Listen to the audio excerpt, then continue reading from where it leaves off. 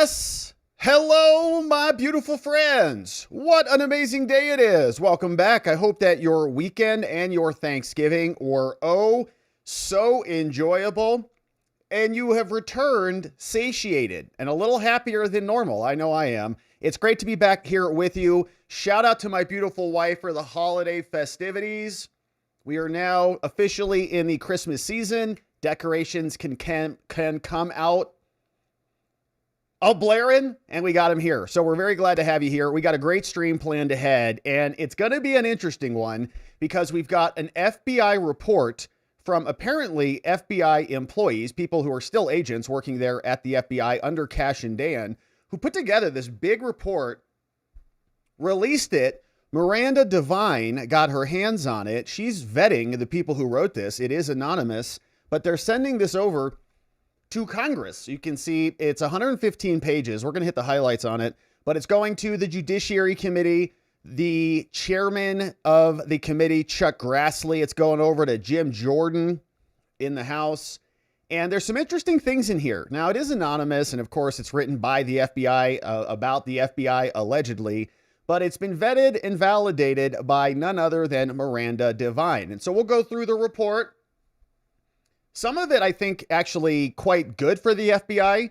Some of it not good for the current leadership. But in our opinion, we got to know these things if we're going to improve and reform the agency. So we'll go through that report, see what is inside, and get your take on it, of course. Then we'll go over and talk about Alina Habba, because apparently she's no longer going to be a U.S. attorney or a prosecutor there.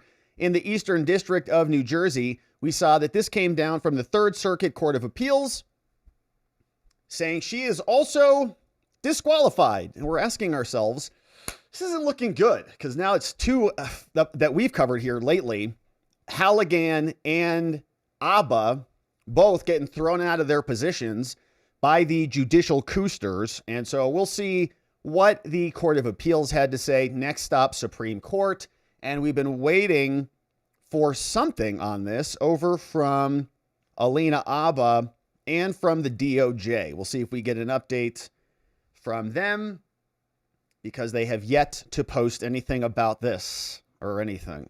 And this is, this is another interesting thing. Like, the DOJ is not, okay, we'll save it for later. So we got that. Then in our third segment, we'll talk about Tim Walz, Mr. Walz, the R guy, who is the governor of Minnesota. He has now said that he's okay with being called this name. And unfortunately for him, there's more evidence that he is that name. 100% responsible. Hundreds of Minnesota DHS employees accusing Tim Walz of ignoring warnings about massive fraud. And so we'll go through this story here. We've got a bunch of reporting on this, Tim Walz and other people talking about this stuff here today. And so, my friends, we've got a great stream planned ahead. Very happy to have you here. We are, of course, excited to get into a bunch of this business on the day. I've got our pup over here who's just barking at me. He's had a little bit of a stomach problem over the last few days. So we might have to pause and attend to the pup here in a second here. I don't know. He just came down. I just took him out, and he's down here looking at me saying, hey man, I need to go out. So we'll see what's going on that in a minute. Are you okay? We were just outside. Do you want to come say hi? Is that what's going on? All right. So if we got to pause, we'll pause. We'll take a break. We'll listen to the press briefing or something like that. And then I will run him out. Your boy is flying solo in the household today. All right. So we've got that. Before we get into the other business, quick update on the National Guard, the soldier who was shot and attacked. I have still not seen any criminal charges come down the line for this dude. We're waiting for an indictment or a direct complaint or something. But we do have an update from the West Virginia governor, who came out and said that Andrew Wolf is responding to nurses, which is tremendous news. So prayers up for Andrew Wolf and his family. Here's the latest on this. Is that Andrew remains in serious condition. We did have some positive news that we were told that Andrew was asked if he could hear the nurse who asked the question to give a thumbs up, and he did respond. And We were told that he also wiggled his toes. So we take that as a positive sign. I'm not here to speculate, but I will say one thing, that Melody, the mom, has been so positive a force, and she's been asking people across the country to pray for her son, and those prayers are working. So say is that Andrew remains in serious. All right, so prayers up for Andrew, and sorry for my smiling back there. Our boy down here is just making those sounds that I used to make after a long night out in college. You know, it's like, oh, what I do. He's doing that right now, so hopefully he's going to be okay. But we'll keep our eye on him. But we had that. We also, so a couple things that I am waiting for, and if anybody out there has seen this, yeah, please let me know in the chat today. But we got questions about the shooter of Andrew Wolf. We have not seen criminal charges yet for him. This happened last week on Thanksgiving, is when in the aftermath of Thanksgiving, right, the day before Thanksgiving, and then we had Sarah die, I think, on Thanksgiving. Horrific. So several days have gone by now, and it is now Monday. We're waiting to see our criminal charges. They said that Jeanine Pirro was going to be filing murder charges. Still have not seen that come down yet. Don't know what's taken so long. We also have questions about the Comey case, because the Comey case was dismissed last week on November 24th, coming up almost on 7 days. And we still have not seen an appeal or gotten any confirmation about what the next status is. And so we're waiting on this. And today we just had Alina Habba, who got thrown out of her seat. And so we're waiting for the DOJ to give us some answers on these things. We got a lot of important cases that we're concerned about, and nothing has come through quite yet. And so let's see. No, we're not. We're not going to shock the dog. No, we're not going to shock the dog. But let's see. How about we do this? Let's do a quick pause and let's listen to a little bit of Caroline Leavitt. Give me about 2 minutes. I'm going to run him up the front, up outside, and then we'll come back and hopefully he'll be feeling better. And then we'll get through the rest of the stream. But if you missed it, oh my goodness, we had a great conversation today with Caroline Leavitt, who is out here. We'll be back in 2 minutes. Effort, and they all really want to see this war come to an end. And so just yesterday, 2 minutes, Sunday, I believe that was yesterday, they had very we'll be good back talks with the Ukrainians. We're taking this Florida, boy now, of course, outside. My apologies, my friends. Be right back. Hopefully this is coming in loud and clear. Karine, take it from here. Administration play out, where we speak equally with both sides. We've put points on paper. Those points have been very much refined. But as for the details, I will let the negotiators negotiate. But we do feel quite good, and we're hopeful that this war can finally come to an end. Stephen. Thank you, Caroline. I've got a question about Ukraine and then a clarification about immigration changes that are happening. On Ukraine, President Trump very briefly yesterday said that corruption issues there were not helpful to the peace process following the resignation on Friday of President Zelensky's top aide, Andrei Yermak. We were told from your podium in the prior administration that, quote, there is no indication that there's been any kind of widespread corruption involving U.S. resources in Ukraine. What is the Trump administration's view of corruption issues in the wake of Yermak's resignation, and how is that impacting peace talks? Well, look, I think the president has made it quite clear, as he said last night, corruption is never helpful. And he does not want to see American tax dollars taken advantage of, which is why he has stopped the endless checks that were being written by the previous administration to fund this war. The United States is selling weapons to NATO that are being sent to Ukraine. That's a very different thing than the American people writing blank checks to a war effort very far away. It does not degrade the administration's determination to see this war come to an end, but I think it exemplifies the president's desire to always put the American people and the American taxpayer first. On immigration, you mentioned, or you emphasized that there would be a review of the Afghans who were resettled here under the previous administration. Yes. There's a lot of changes happening right now to asylum and to green card holders. What should the 2 million people with pending asylum claims, or the roughly 1 million people from the 18 other countries of concern, know about what's going on in the review? What's the status of all these other people? There are essentially paused for review. And the Department of Homeland Security is taking this very seriously, because we are not going to allow soldiers like we saw in American streets last week to be gunned down at the hands of these foreign nationals who had the privilege of coming to the United States of America. And unfortunately, this is not the only example of a dangerous Afghan who was let in by Joe Biden, who went on to harm the American people. There was an Afghan national who was let into the country under the Biden administration through Operation Allies Welcome, who shot and wounded 2 Fairfax, Virginia police officers during a routine traffic stop. He was killed by return fire after declaring, quote, "I should have served with the explicitive Taliban." 2 Afghan nationals were given legal status by the Biden administration as well, who were arrested and prosecuted for plotting a terrorist attack in Oklahoma just before Election Day in 2024. We all remember that. They possessed hundreds of rounds of ammunition and had pledged their allegiance to ISIS.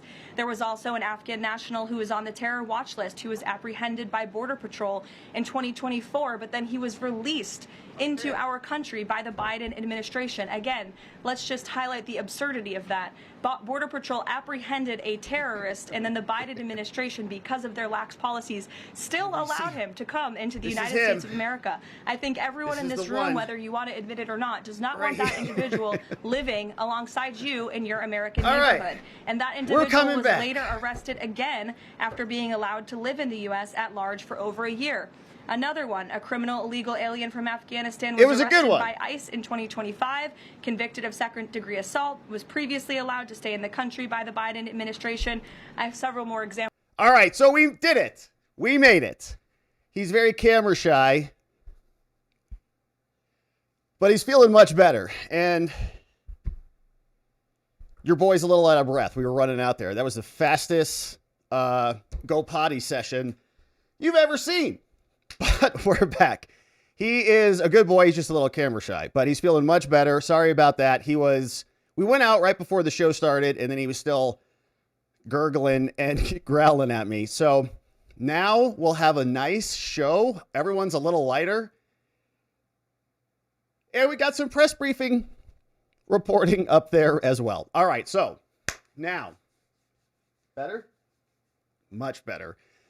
Now, without any further ado, let's get into it. Here we go. It was a speed poop. It's good. We got it done. We're alive. We're alive. Pick up the pace. All right, so let's get to it. Major report out about the FBI. This one coming from Miranda Devine. Major reports have come from her before, and so we look at it with some extra credibility.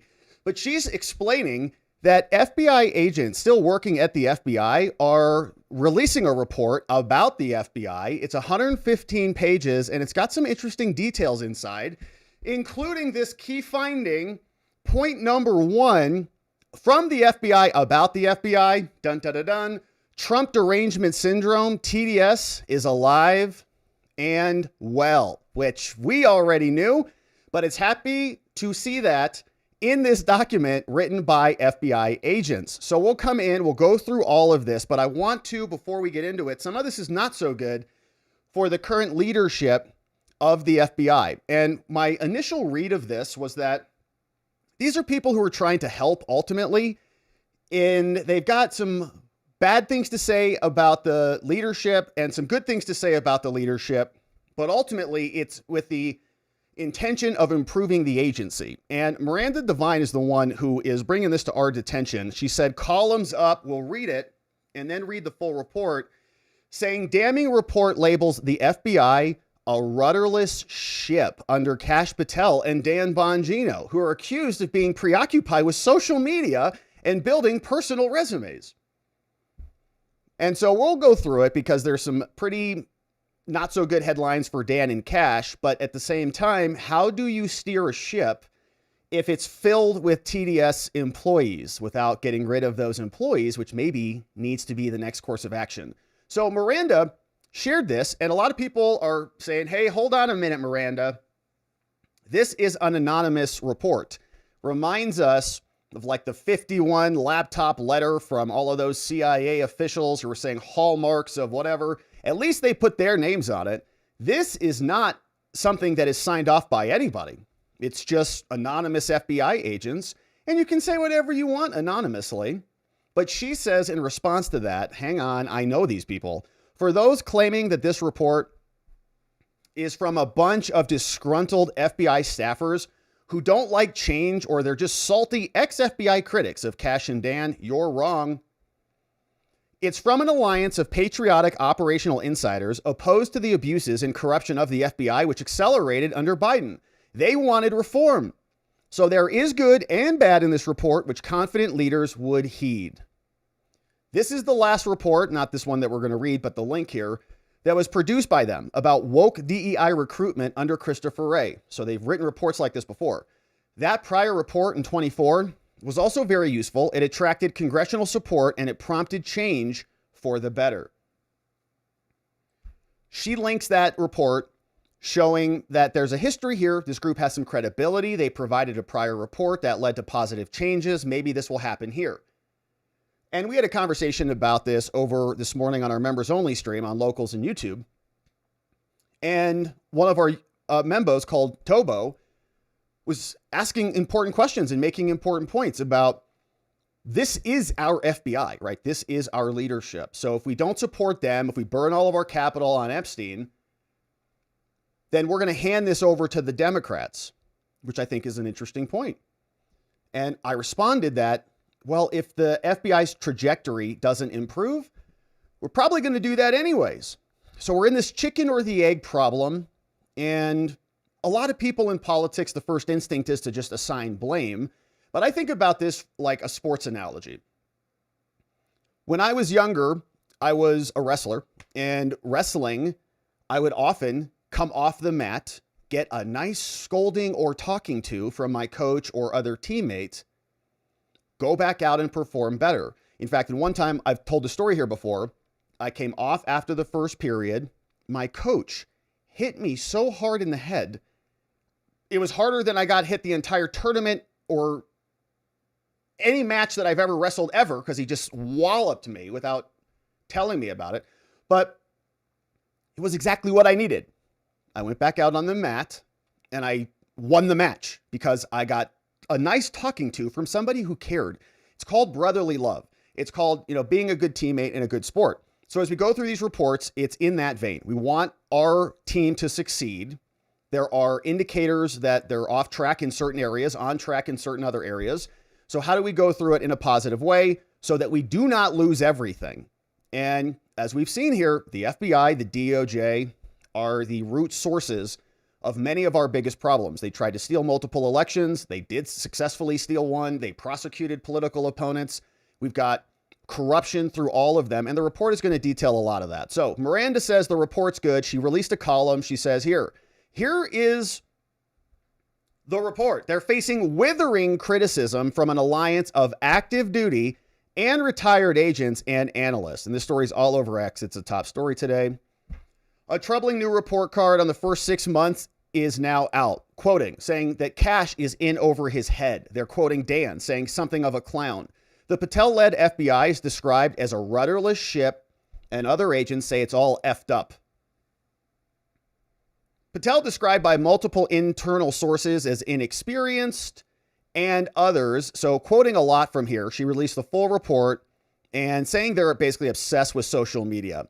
Now, let's just go into the report and get into all of it and see what exactly is happening here. You can see they give us a pulse check. This is source reporting and analysis of the FBI under the leadership of Kash Patel. This is prepared, so presumably they're going to read it. Chuck Grassley in Congress, Jim Jordan, chairman, also in the House. This is coming in from a national alliance of retired and active duty FBI special agents and analysts. And just anecdotally, I also want to say this. When I was in DC, I think it was July, I attended a whistleblower event with our friends in Power Oversight. In fact, we're trying to get them on the show.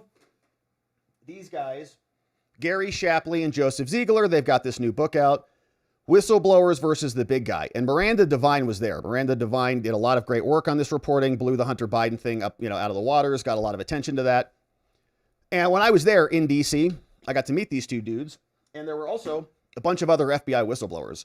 And I was asking them about their opinion on these recent changes, on the Dan and Kash ascension to power and where their optimism was. And a lot of what they told me matches exactly what we're seeing in this report. So I don't know if they were a part of this report, but anecdotally, it's matching. And I was like, even demoralized myself. I was like excited. I'm like, yeah, you guys excited about Dan and Cash? They're like,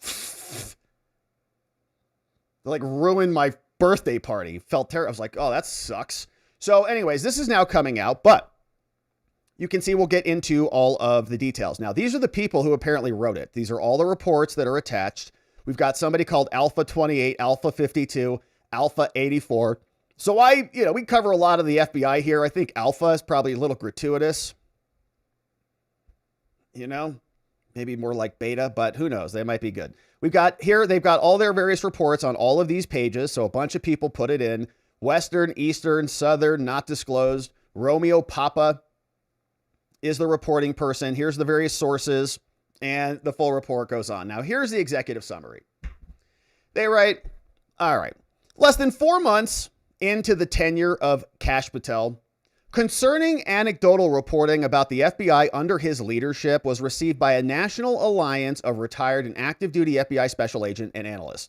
We got a report where this body of former people and current people, we got alerted. The information prompted researchers and authors of this report to take a pulse check of the FBI to see how things are going. Now, the preliminary findings were discouraging. Reliable, high-quality anecdotal reporting was collected from a total of 24 trusted sources and subsources throughout the country. We did a line-by-line analysis. We got a bunch of, letters from other FBI agents. So they like to, really color this stuff up. A methodical line-by-line analysis of their report. Okay, it's like you guys are just like forming like a little pen pal club is what this is. So they sent you letters. You then assembled them, cobbled them together. You said, hey, man, how are things going in your region? They got a bunch of letters, put them together. Here's the report. 3 things. 1, low confidence in FBI leadership based on lack of prior experience. And that's, I think, okay, we'll get into that. But prior experience is a feature, not a bug. That's why we wanted Dan and Kash in there, so that they could bring a fresh set of eyes to this and fire a bunch of people without being beholden to the old line corruption. So if FBI agents have low confidence in somebody because they're new and they're not like career civil servants or whatever, I consider that a plus. Now, if that lack of experience is translating into lack of performance, that's a separate issue. They also say, but if they're like, well, if you have a lack of confidence, our job is not to go find your confidence elsewhere. You can have somebody with no experience who's amazing. That should deliver confidence. But I actually saw this a lot in the law. When I was a new lawyer, people would say, well, how much experience do you have? I would say 6 months, something like I was brand new. I got licensed 6 months ago. I mean, before that I was an intern and I got all this experience. So I'd say, 6 months, I got licensed 6 months ago.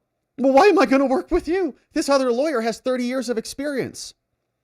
I'd say, well, because they've been losing for 30 years. I got the fire and the energy to go win, baby. Let's go.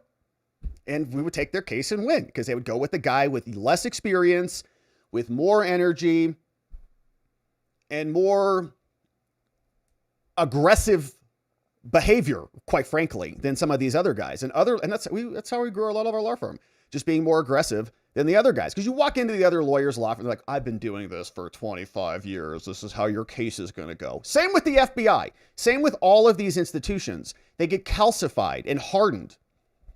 So if they've got low confidence on that reason, on that basis, that's tremendous news. So I'm not even worried about that. But let's see how this fleshes it out. Now, also, there's a historically toxic culture of fear and operational paralysis. All right. Grow up, become adults. You're paralyzed because it's stressful or something, because it's toxic. Cry harder, FBI. Deep-seated internal partisanship. All right. Characterized by the authors of this report as self-destructive, which, it's like not okay. If the FBI destroys itself, that's pretty good for America, because the partisan divide extends through all levels and divisions of the FBI workforce. Now, this I think is pertinent. From the FBI director who campaigned for Trump, so you got Kash coming in, who's like Team Trump, and he's a vocal critic of the FBI. Remember, Kash came in, he's like, we're going to blow that building apart, scatter it into the wind. So he comes in Then what we find, and this is where there's some good stuff in this report. I mean, even if it's by FBI agents who, sniff themselves way too much, they're telling us a left-leaning faction is embedded within the ranks of the FBI that have been reported to exhibit signs and symptoms of Trump derangement syndrome, TDS, which is fun. So at least these FBI agents are reasonable enough, whoever's writing this report, to identify this as a real clinical condition, which I don't think has made it to the DSM-5 yet, but it should. Maybe in DSM-6 or 7. They should add it because it causes facial spasms. It causes all sorts of contortions in your skin. If you're people like George Conway, it can also have side effects of causing you to wear capes and scarves around Washington or wherever. So it's a real serious problem. But this is nice to see that they're identifying this. So what they're pointing out is a real conflict here. You've got Cash coming in, who's like Team MAGA or was. And then you've got these FBI folks who are like the opposite of that because they've been rigging the entire bureau against America for 100 years now. And there's a little bit of a chasm that is a brewing. So how do you steer a ship of TDS deranged lunatics, right? To give all, we were pretty tough on Cash and Dan here. Don't get me wrong. But how do you, what are you supposed to do? Unless he can come in and just fire huge swaths of them, which he should, and said that he was going to do anyways, then it's basically you're dealing with a mutinous crew.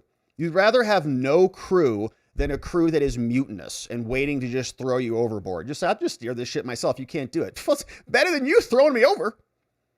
I'll figure it out. I'll go find some new crewmen, or this, seagull can help steer the ship. So because so much is at stake here, they say the alliance, which when, it's like the alliance in italics. Wasn't that the secret organization in the Mission Impossible's movies that Ethan Hunt was fighting against, the Alliance or something like that? Whoa, it's at the tip of my tongue. The network, it was something. So here, anyway, so the Alliance of FBI agents, okay, thanks, is presenting all of its source and subsources, and we're going to now give this over to the FBI. The syndicate. It was the syndicate. Oh, yeah, the syndicate.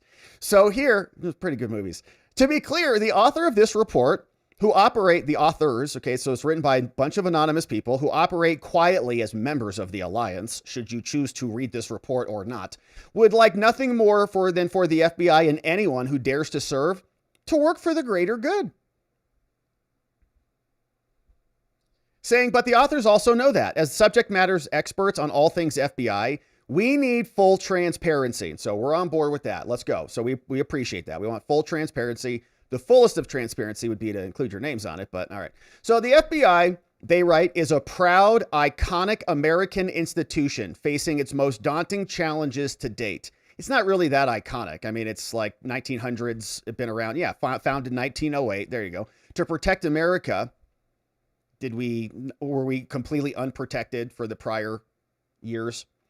Anyways, they're here. They call themselves the premier law enforcement agency, whatever that means. The FBI is a joke. So all of this, self-sniffing of themselves, we can just fast forward through. In recent years, the FBI has been plagued by persistent accusations of politicization against conservatives, ineffective leadership. It's been since its founding, since J. Edgar Hoover was using it to go attack all of his political. The whole thing was birthed out of disgusting politicization. That's why it is how it is. Ineffective leadership, pervasive mediocrity. Man, that is just a beautiful phrase. Pervasive mediocrity. Every time that I come out and I scream about their little KPI numbers, their key performance indicator, like, we're up 10% in the month. This quarter, year over year, we're up 4% on our total arrest numbers. Like, okay, that's great. Have any of the real masterminds of election coups been arrested? Well, no, but if you take a look at our littering cases, they're up 14%. That's great. It's pervasive mediocrity. In many of those cases and claims, by the way, they're also just gobbling up what the sheriff's office did, which is not the FBI at all. I'm like, oh, can we just stand next to you while you guys talk about this bust? There were calls to slash, to disband, and to shut down the FBI. Yeah. Vivek, he proposed mass federal layoffs as more GOP hopefuls look to slash the government. Remember when they used to say those things and pretend they meant it? We remember. There were calls to slash this and the FBI. And It was allegedly, yeah, they weaponized the whole agency. They raided Trump's house, the FBI. Critics brutalized the FBI in the press. Yeah, we did, and we still are going to unless there's reform. And on social media until the trajectory of the FBI pivoted dramatically 1 year ago this month, when on November 5th, 2024, they all took in unison a giant doo-doo right on their desks. They said, holy crap, Trump is won. We're in big trouble. 25 days later, on November 30th, President-elect Trump nominated Kash Patel, next director. Then on Feb 20, Patel's nomination was confirmed 51-49 in the Senate, and he was sworn in to lead. Now, listed in detail on the pages that follow are 10 key findings derived from all of our sources and subsources. Their collective reporting is the foundation of this report. The reader is encouraged to review each of their bona fides and their subsources as provided in Section 2, Reporting Persons and Subsources. And in fact, maybe we can just go down there. Here, let me save you some of the scrolling real quickly. So here are the key findings. But before we get into the findings, it's like, who the hell is writing this? Who are these people? Do they know anything about anything? So we're going to fast forward through the key findings. And then let's take a look at the source description so that we can get clear on who is coming in here and why. Yeah. All right. So here, this is Section 2. So I'll share this and then we'll rewind and go back up to the top. But this is where this information is being aggregated from. So Romeo Papa and Alpha, the sources, and Romeo Papa, fun names. So they all wrote these various reports in. Okay. So like this is Alpha 28. We're on page 38 of 115. So there's a bunch of these. So Alpha 28, he's the source. He writes like a police report. And then they assemble it into this kind of pseudo-official FBI whistleblower OIG report. That's what these guys do, is just write reports in 302s and all the things. So he says, okay, I'm a veteran of the U.S. Armed Forces. I served in a number of posts across Europe. Decorated FBI special agent, major field offices. I got a bunch of info. Alpha 28 served as an FBI special agent, worked as high ranks, known as Alpha 28 for his entire professional career, worked on ICE, worked on recent months and other things. Here, it goes on. And then he writes a report. Then Alpha 52 comes in. They say the director is in over his head. He's struggling. The deputy director is a clown. We'll see who is this person. See, you'll call him names. The Epstein files were handled badly. All right. So they all write reports. It's like dozens of them for the next 100 pages. Reporting from the subsources at the FBI. And let's just pick another random one down here to see what the credentials are. Yeah, FBI special agent, supervisory special agent, FBI office located in a large metro city. I've got 15 years experience there, blah, blah, blah. Okay, so you get the gist of it. It goes on and on and on. They all write their individual reports. But now let's take a look at the key findings that are aggregated from all of their little letters in. 10 key findings. You can see a nice list of them. And this is a big one. TDS is alive and well. Trump derangement syndrome is alive and well. Multiple sources independently report that FBI special agents dislike President Trump. One source clarifying the reporting by revealing, quote, he or she witnessed an increasing number of FBI special agents who dislike the president. Why are they there? They should be identified and fired immediately. Reporting from this source indicated the number of FBI employees exhibiting TDS is much more widespread within the FBI. And it's not just that they have an opinion, it's that their personal views are impacting their performance. It's bleeding out into the workspace. Everybody's talking about it. Everybody knows. Everybody's whining about it around the water cooler, eating their donuts, reminiscing about January 6th insurrectionists. Their personal views, according to reporting received from this source, are, quote, a major detriment to their ability to investigate complex crimes, because they're just like high school gossip babies. Many FBI employees have lost their ability to even think critically about an issue and distinguish fact from fiction. Totally brain dead and brainwashed. This is the FBI saying this about the FBI, to be clear, confirming everything that we've said here. Another source reported the FBI employees openly discuss their dislike for the president, the man who is their boss ultimately, and making off-color comments about his administration, which is insubordination. If you did this to your boss at your office, you'd be fired immediately. My boss is such an idiot. He's a loser. He has no idea what he's doing. And everybody's just like, you walk in, you're all fired. Get out. Why are government employees immune from the same consequences that every other American has to endure? Another FBI employee, another subsource, noted that privately since J25, law enforcement and intelligence partners from partner countries have admitted fear that the current President Trump may cause long-term damage to international cooperation. Well, then maybe you should run.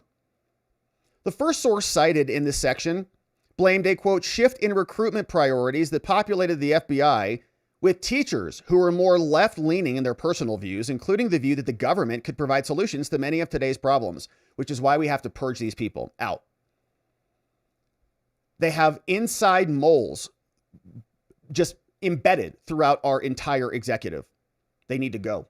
So this is a 5-alarm fire. Cash and Dan, this is not being mean to you. This is not attacking you. This is letting you know you've got to do something about this. Get rid of them. Here's more. Key finding number 2. There's also, and this one is just like, you guys are the biggest babies on the planet. This is why we make so much fun of the FBI. They deserve every bit of it. The demoralization of the January 6 pardons. All these FBI agents like built their identities for 4 years as like saving America from a 4-hour riot. And now that they have pardons, their whole lives are over.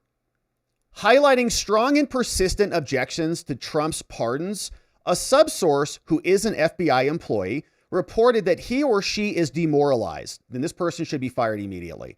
That the president pardoned those rightfully convicted in their role in J6, which was a setup conducted by the FBI and Homeland and the CIA and everybody else who was there. So this person who is demoralized should go find a different job that gets her a little bit more moralized. According to the reporting, the FBI employee said that he or she did their job honorably and within the law of the United States. And now me and my family live in fear. How about the J6ers who had to live in fear from having FBI lunatics like you people kicking their doors in after they were tapped on the shoulder and invited into the Capitol before being criminalized by their abusive government? How about them? How about the J6ers who lost babies or who died by suicide because they're so afraid of it? So you shouldn't have this person should probably be investigated and probably imprisoned if they broke the law and violated their countrymen's rights. But I don't really give a crap about their demoralization. In fact, I think that they should send a form to all of the FBI agents and all of the babies who would use this word like an adult.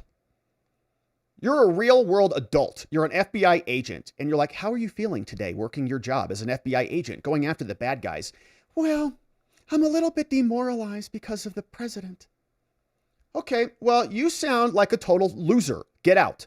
Because we don't want you to have the thinnest skin on the planet when you're working as a law enforcement official. You're a baby. Go cry somewhere else. According to the reporting, they said, we're in fear my family believe those who were pardoned support insurrectionist ideology. Can't even explain what that is. And they will target him, her, or his or her family, which is obviously already illegal. Nobody condones that. But can you explain this, moron FBI person? So dramatic. Go find a different profession. Gosh, something less stressful for you and your family. Another source independently reported that FBI special agents are upset about the lists of the FBI personnel who worked on the J6 investigations. Man, I would love for them to find out who these people are. And the source further reported, like, who was upset about the list? Add them to the list. FBI special agents on those lists were just following orders to investigate the J6 cases. Ah, yeah, but you can't just follow illegal orders, as Mark Kelly said. Otherwise, you get prosecuted. Yeah, no one's above the law. So hopefully we can identify who these people are. And Dan and Cash should absolutely do that because they're mutinous. They can't even think clearly. They think that they're under attack by J6ers. The lists that were reportedly provided by the FBI to the DOJ have not been released to the public, and they should. Why shouldn't they? We pay for these people's salaries. It's our government. We want to know Who was involved in the investigations that we deemed to be corrupt such that we elected President Trump? Can you tell us their names? No, you can't even talk about alleged pipe bombers who were shooting people in the face, or else you're going to get sued. Defamation. It's our government. We're allowed to call them to account. Key finding number 3. On the politicization of the FBI, high-quality source reporting indicated, they said, quote, older FBI employees felt the FBI was becoming too political, and that it seemed like FBI employees had lost their objectivity where investigations were concerned. Okay, yeah, let's see. While another source also reported he or she heard several conversations among people around the office, including members of the source's own squad, that centered on a common theme. How overtly political the FBI had become. Okay, good. Especially during the years when Comey and Wray served as directors. Yeah, that's exactly right. So don't come around and blame this on Cash. Trump installed Cash, and Cash is now politicizing the FBI. First of all, no, he's not. Nothing really has even happened or changed. A couple people got fired here and there, but it's the same agency. But that's right. Yeah, they did become highly politicized when James Comey went into Obama's office and they concocted a Russian collusion scheme. That's right. Same with Christopher Wray. When he came out, wouldn't answer any questions about J6. And then when Trump got shot in the head, he's like, well, maybe it was shrapnel, Christopher Wray. Remember him? Yeah, but reporting, and the FBI's like, well, we can't. And Comey was literally leaking to the media from his office through Daniel Richman. The FBI investigated themselves 7 times that we know. And the FBI couldn't find the leaker. No, there's no probable cause here for Comey, or can't do it. And they just let it all go. Reporting by the source also revealed that everybody at the FBI is weary from the constant politics. Yeah. Additionally, the first source cited in this section, listen to this, that the FBI field office, it's like, why is Dan and Cash not just fixing this immediately with one order? They had MSNBC, it's MS now, and CNN on all over the place. Okay. Every stinking FBI agent is sitting around watching Rachel Maddow taking off their thick glasses and cleaning the lenses. Like, wow, brilliant point, Rachel. Fascism. Yeah. FBI agents. Fox News, nowhere to be found, which is also a dumpster of a channel too. Should have this show on everywhere. This source reported, they should put this show on every outlet at the FBI, and they can watch us read this report about them. This source reported this was concerning because younger FBI personnel, if they watch the news at all, they receive their information from the left-leaning news. Trump's a fascist. Cash is a fascist. Illegal orders. The source believed they were not always accurate. There was no trust but verify going on. It was just leftist propaganda. Now, FBI employee morale is still trending down because they need to be coddled like children. Standing out as a uniquely positive report on FBI employee morale, that's good. One source noted that his or her personal morale and the morale of the FBI employees that she works with is high. Wow, that's good. The source said that counterterrorism and criminal issues are actually being worked. They're completely supported by the DOJ. Biden didn't care about drugs or counterterrorism because they only cared about J6ers and pro-lifers and people who refuse to take the jab. Another source independently reported that the FBI's operational effectiveness has dramatically improved. That's great. With the refocus on criminal and counterterrorism issues, the source further reported there's no more walking on eggshells to convince FBI management and the U.S. Attorney's Office what needs to be done. That sounds like it's all positive, man. Shout out. So, however, reporting collected from other sources indicated that FBI employee morale overall is trending downward, ranging from fine to low to bad to terrible, which is just like, kind of your response when you're a teenager. Your mom, you come home, how was school, son? Fine. That was the scale. One source reported overall, quote, FBI employee morale under Dan and Cash is low, and that morale was also low during the tenures of the other directors. According to the source, they began to draw the FBI into the political arena. Yeah, that's exactly right. You get into politics, you're going to draw fire from one side or the other, and then eventually both sides are going to be mad at you, And then everyone's going to hate the FBI, which is where we're at. Great job. So another source reported that morale at the FBI is bad, especially among FBI employees with more than 10 years on the job, because many of them are marginalized and they're not being allowed to provide their input into the culture of today's FBI, which again, it's like you really don't want a lot of their input because they've been around forever. They're part of the problem, not the solution. A third source said morale is terrible. FBI employees who are eligible to retire are retiring. That's tremendous news. They can retire. They should retire. Get out. FBI employees, according to a source previously cited also, are, quote, literally counting down the days until they're eligible to retire. What a bunch of nice public servants, huh? Public servants just sucking off the taxpayer dole until the very last minute possible. Great job. And another one is disheartened by the foundering morale of most FBI employees. And it's plummeting under Kash Patel. The source reportedly has a countdown app on her mobile phone that counts down time towards early retirement. It's honestly pathetic. Like, these people, just get out. If you're so miserable, just leave. You're not being a public servant. You're being a public drag. Get out. We want people who are excited to be there. Go find another job. Now, here's another key finding. Apparently, Kash Patel has created a culture of fear and paralysis. This should be good. What are they so scared of? Let's see. Reporting from multiple sources, they're internally paralyzed by fear. FBI agents are paralyzed by fear. This is like not even a serious country. One source reported that Kash Patel has been characterized as very personable and likable. Yeah, that's true. He seems like a nice guy. But the source also indicated that the director has nevertheless, quote, created a culture of mistrust and uncertainty among the ranks. That's tremendous news, actually. There should be uncertainty. Half you should be fired. That's why we wanted Kash in there. Partly due to some terrible things that Patel said about the FBI when he was nominated. Many bureau employees took that personally. You should. You pathetic losers. We are talking about you. You're corrupt partisan hacks. We don't want you in the FBI. You've done a terrible job. You can't even identify your own leakers. You can't identify the FBI, the J6 pipe bomber. You've got no answers for us on Butler. The Charlie Kirk case, we have no trust in you handling that appropriately. You're terrible at everything. Yes, when we were excited about Kash is because he was personally going to fire you. Took that personally. That's how we meant it. Now, the source went on to report, he said that the feeling of uncertainty at the FBI, it didn't exist before. Yeah, because you just became an agent and you were there for 40 years. Nobody cared. Now we want reform. Yep, it's like Survivor, baby. You get out there, it's like FBI Survivor. Someone's getting voted off. Is it going to be me? I don't know.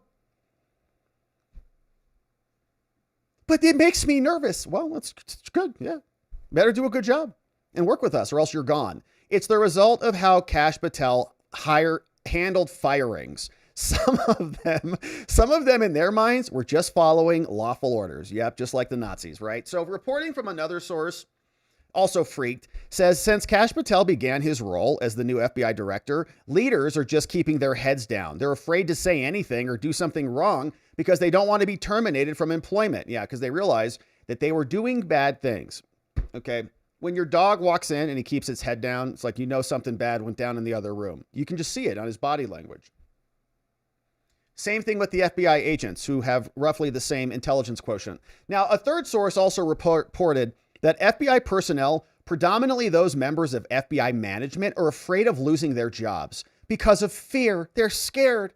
While another source independently reported that FBI leadership at all levels is paralyzed, meaning FBI managers are waiting for the FBI director to tell them what to do. Many FBI employees are not doing anything because they're waiting on direction from the FBI.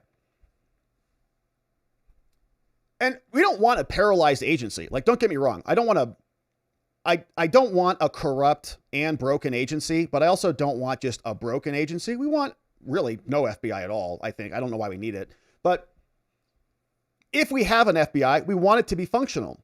So certainly, I think some of this is going to be just operational concern. Like, he's not responding to me quickly enough. But of course, we want Kash to, manage things. A fifth source also said that FBI agents trying to do the right thing are seeking an economic off-ramp, trying to do the right thing. Yeah, well, we know what their interpretation of that means. Went on to say that he or she never had a job where she dreads going to work. Then don't go to work. No one's forcing you to go here. The source said everyone at the FBI is on pins and needles about what's going to happen next. People are worried they're about to get fired or reassigned. That's like music to my ears. That's great. You should all be on pins and needles. Yeah, because that's what reform requires. It's not just perpetual employment, even if you're a bad employee or a corrupt employee. Go work somewhere else. You're not a slave to the FBI. Now, the FBI and the deputy director's lack of experience. Once again, lack of experience doesn't mean lack of performance capability. A lot of rookies have no experience and they come in and they crush everybody. So let's not conflate the two. So an alarming concern shared by multiple sources is they lack prior experience. In over his head was how two sources independently characterized Cash. Okay, why? He lacks the deep knowledge. Okay, so these are all sounds like, name calling. What has he done wrong? A director, someone said he tried to bring his A game, but it's insufficient. Okay, how? Explain how. Stop just talking crap. How? A third source strongly believes, that the FBI director and deputy Dan, their lack of experience is hurting their ability to lead. How? Another source reported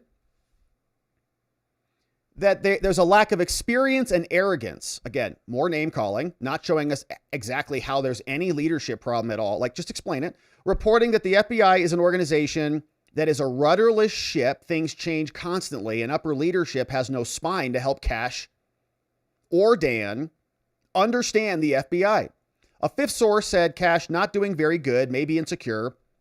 Okay, how? How? All this, I would just say, okay, it's just, nonsense. Okay, delete that. Adds nothing to the story. A fifth source believed he may be insecure. Okay, the source cited here's the citation.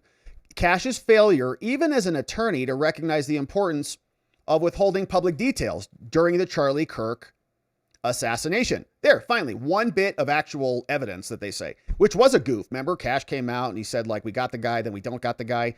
Saying here, he lost his capacity to remain calm and thoughtful, and they saw some performance problems with Cash. Says his composure erodes very quickly when confronted by critics, and this appeared to be a lack of self-confidence. Okay, finally, one example out of that whole section. Now, regarding Dan, multiple sources again say lack of experience. One source who reportedly described him as something of a clown, again, more name calling because that's all they can think of, says that he cannot believe that there were no onboard FBI special agents who might be better. Again, said nothing right there. So some person doesn't like Dan and just wrote a paragraph and it made it into this report, which is stupid. An A source, a sub-source, so some FBI employee or friend of a friend, while addressing FBI employee during a visit, he says that Bonino said the truth is for chumps. What? Dan? The subsource said he was shocked, offended, and appalled that he would say that the truth is for chumps. And other people were shocked too. When asked, well, what was the context in which he made that statement? They said, I don't know. But he just said those words. The truth is for chumps. They don't even know what he said it about. So that's pretty stupid section there. Key finding number 7. Unfortunately, these two are obsessed with social media, they said. Despite receiving no specific request to provide feedback on this issue, multiple of these FBI whining babies, one source reported saying, enough is enough. They need to stop posting online. Another source reported, and by the way, we've made criticisms about that, the FBI rapid response account, one of the most idiotic things we've ever seen recently, especially when they came out swinging against people on the conservative side. First two people they attacked were Tucker and Miranda Devine. Okay, Cash and Dan, great job. You think that's going to engender sympathy from the right? The left already hates you guys. So how about not attack the right? Not sue right-leaning influencers. 3 of them. Another source reported for their social media post. It does feel like there is a lot of that going on. Both the FBI director and FBI director source reported, need to stop talking, stop posting. A third source said FBI employees receive most of their news through social media. Said we should be getting more messages from Cash and Dan via email, not learning what we're doing on social media. There's also anger and frustration over orders to assist ICE. All right, because they'd rather just go get the pro-lifers and the J6ers. The illegals, like, they don't play, man. They'll burn down a Border Patrol building. They don't play. Waving around their foreign flags. FBI agents are like, well. Can't we go to that church with that pro-life senior citizen and arrest her? That's what they would prefer, because the illegals don't play. Lack of proper guidance, they say, and things are chaotic. Another source said multiple FBI agents have been compelled to deviate from FBI policies and found themselves in tactically unsafe positions. All right, go cry harder. Okay, just put on a vest and get out there. Do your job. So they're saying they're diverting us away from the FBI's national security mission. You idiots. The immigration is a national security mission. Hello? A source previously cited, they said, we're being drawn away to protect against illegal aliens when we should be rounding up the J6ers. Now, there were strong opinions in the FBI that they removed DEI. So multiple people were very happy about this. Even before Cash came in, they said that there was an overemphasis on DEI. The source reported some FBI leaders were afraid of holding FBI employees in these special interest groups accountable when they didn't do their jobs. Yeah, because they didn't want to be called racist or obstructive. So you have these like trans freak shows showing up at the FBI, not doing anything, getting awarded. Even at the FBI, we saw that one dude is suing Cash. Because he showed up, he got all of these like ribbons, all these participation trophies. He's like, I'm a gay man.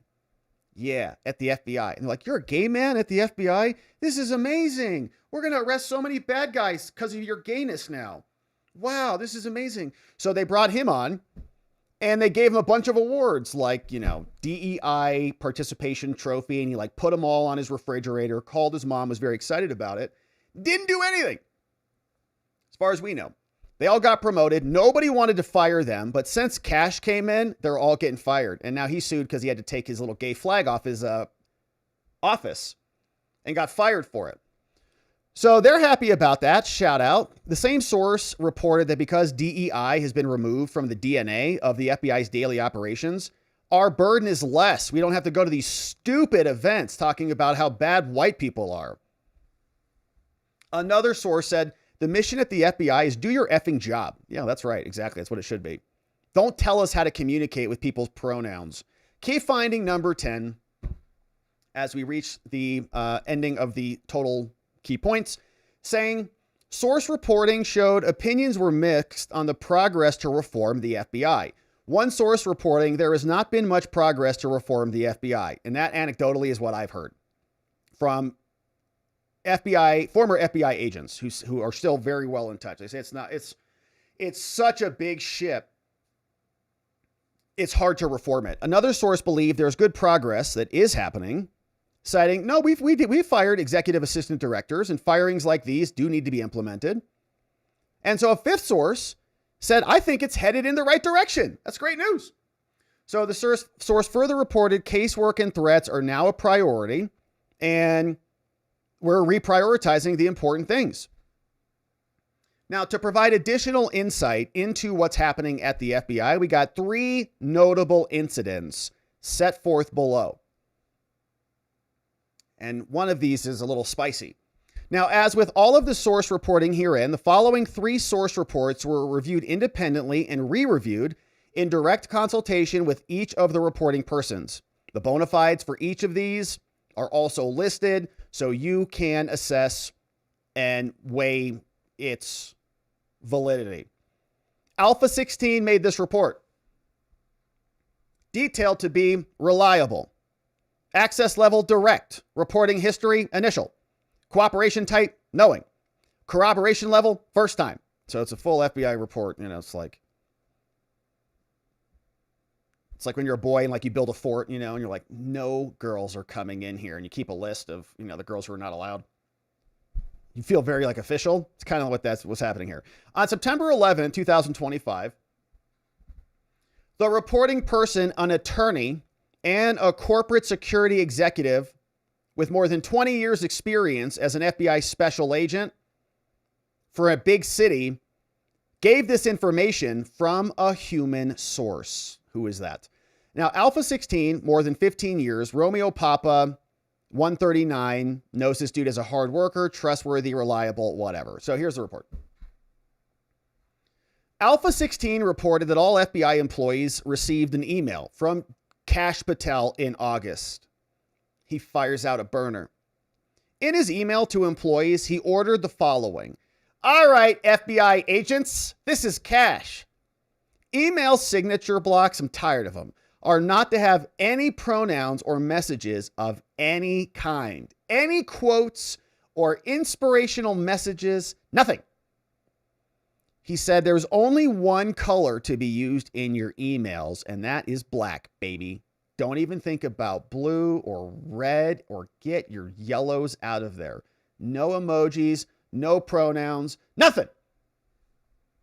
Failure to follow these orders, you're going to be disciplined.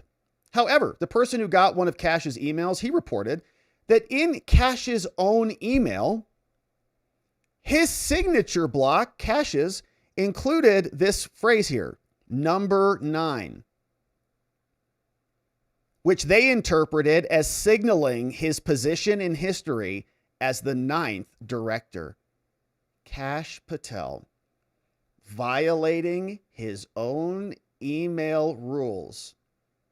Alpha 16 said FBI personnel in the office laughed at what was a perceived hypocrisy on the part of the FBI director, Kash Patel. And they spend a lot of time like analyzing those signature blocks. They're like, there's something amiss here. All these Inspector Gadget detectives, Sherlock Holmes. Wait a minute. Kash's email signature isn't following the rules. So they'll spin themselves up in a tizzy, probably have 1,000 messages about that in their little stupid groups. And all of their investigations will continue to fall apart because they're too busy on other things. Then we got some punitive polygraph examinations. Now, this was a person more than 20 years an FBI special agent. This person more than 2 decades. Another person, close professional relationship, highly respected, blah, blah, blah. Alpha 95 said that there is reporting within the FBI indicating that Kash Patel was upset after learning about a group discussion that took place in Quantico, Virginia at the FBI Academy among approximately a few dozen FBI personnel who during their discussion agreed, disagreed, or were indifferent to a request by Patel that he be issued an FBI firearm. Okay. So Kash comes in. He's like, I need to be strapped here, baby. Give me a gun. Like, for what? You're the director. He's like, in case I need to shoot somebody. Like, for your private jet or what? Like, we're all around you. We're going to shoot people for you. So he says, I need a firearm, like in the movies. Like, all right, give this guy a gun. Like, what's his name? The guy in Rush Hour 3. Chris Tucker? He's like, I need a gun. I'm FBI. He's like, you don't need a gun. They finally give him a gun, you know? And then he saves the whole city. So maybe Kash can do that. Now, according to Alpha 95, then they all make fun of him. They're like, did you see the director wanted a gun? FBI. According to Alpha 95, details of the group discussion were leaked. Kash is like, they were making fun of me? About what? About a firearm? He's like, well, I need a firearm. I'm like, well, they're making fun of you. So then everybody who was a part of that conversation were ordered to submit to polygraph examinations to determine if they were making fun of Kash. You got to be kidding me. They characterized the order to conduct these examinations as punitive. Is this a joke?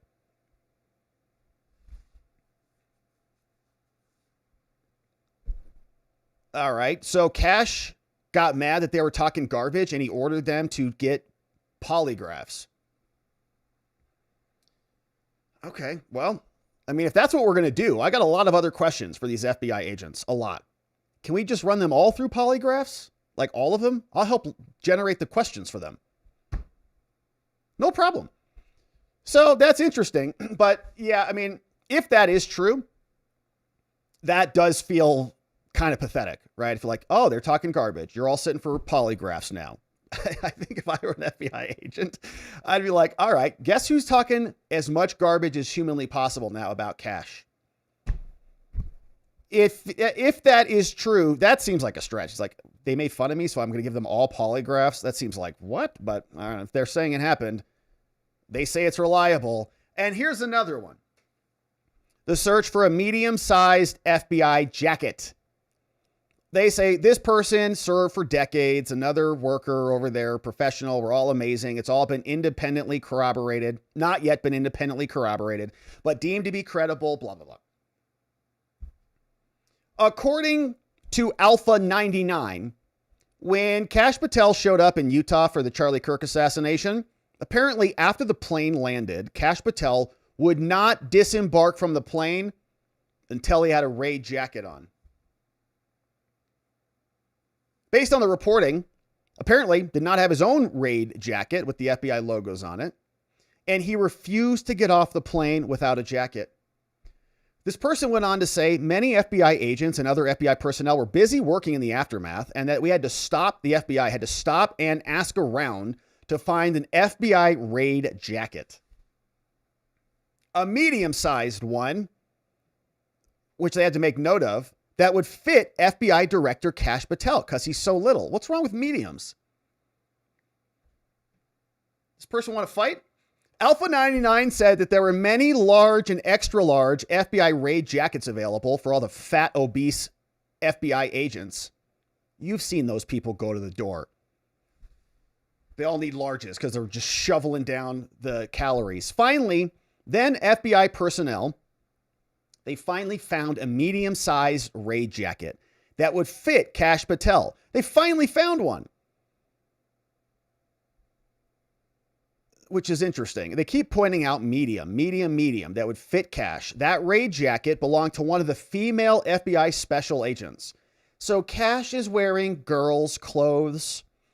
Then this person said the raid jacket belonging to the female FBI agent was delivered to Kash, but guess what? He was inspecting the jacket, Kash says. Let me look at this one. And he says he noticed two areas on the upper sleeves near the shoulders. Where are the Velcro patches on these? Where are they? Kash said, what kind of jacket is this? Go get those two patches and cover this area up. So then members of the SWAT team, they took patches off their uniforms and they ran those patches over to Kash. And then Kash slapped them on.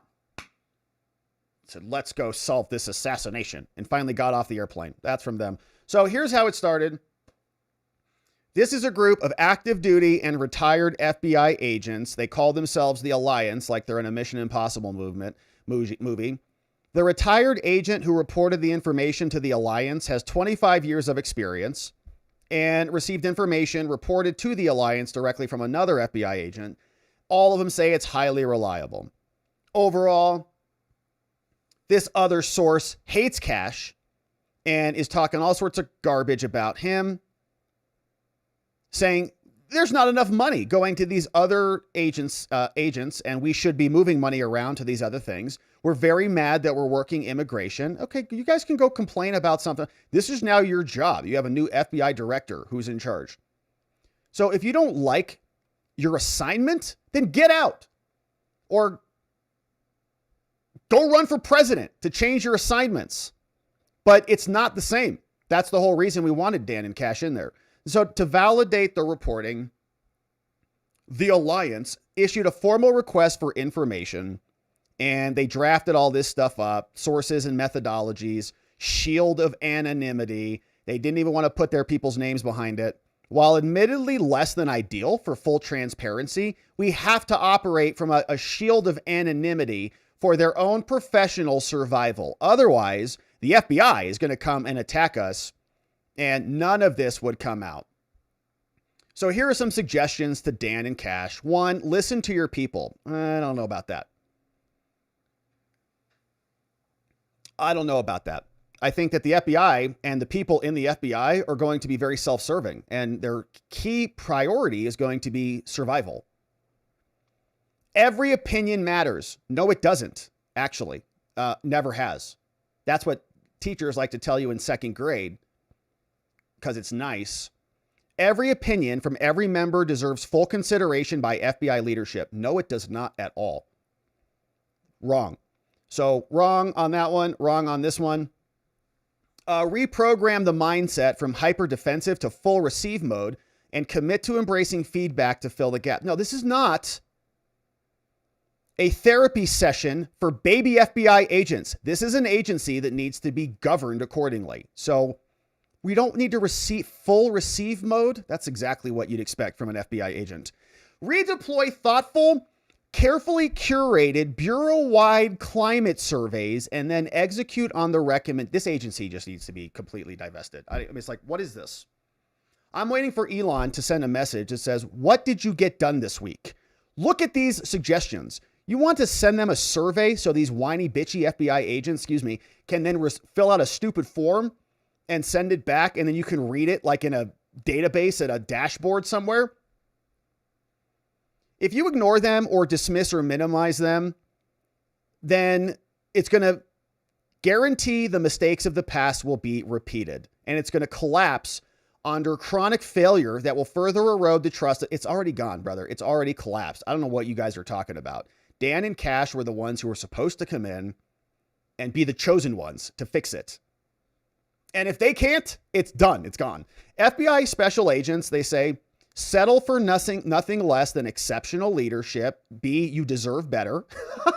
It's like, oh gosh. It's like, are you texting your best friend who just broke up with her ex? You deserve better. Honestly, FBI leadership has been dismal, ranking near the very bottom out of all agencies. That's for sure.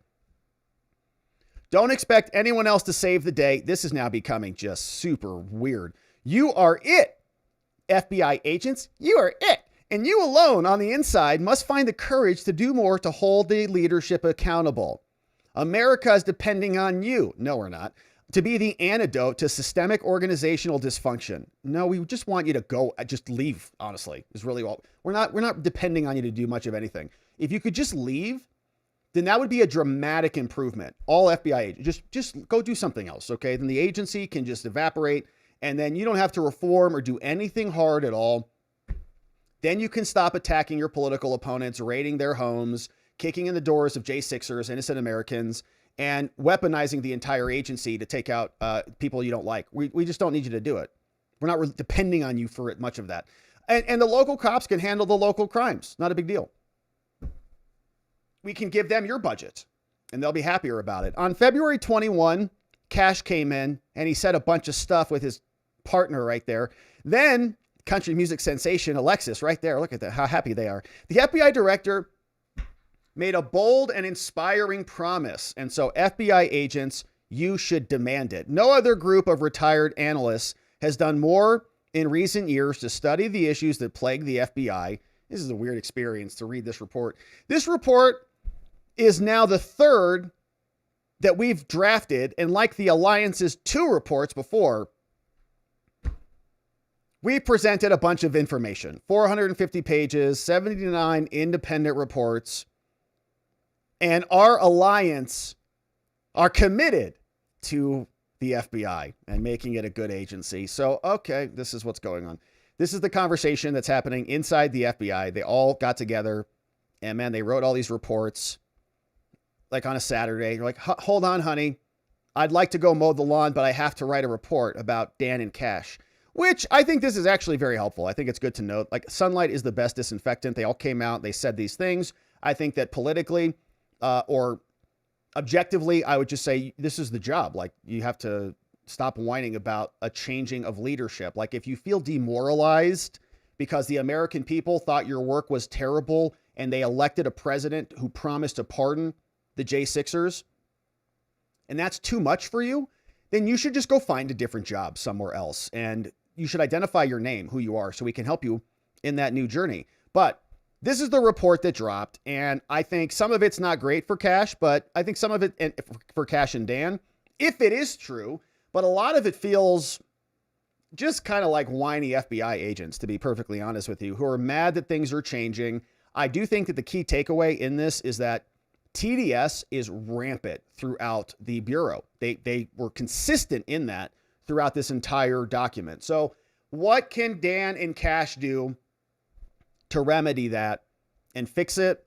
Well, maybe it's more polygraphs. We'll be here for it. But Ben Williamson said, listen, Ben Williamson is somebody who does PR over for the FBI, assistant director there. And he responded to this report saying Cash and Dan took over an agency with approval ratings below 40%, which seems high.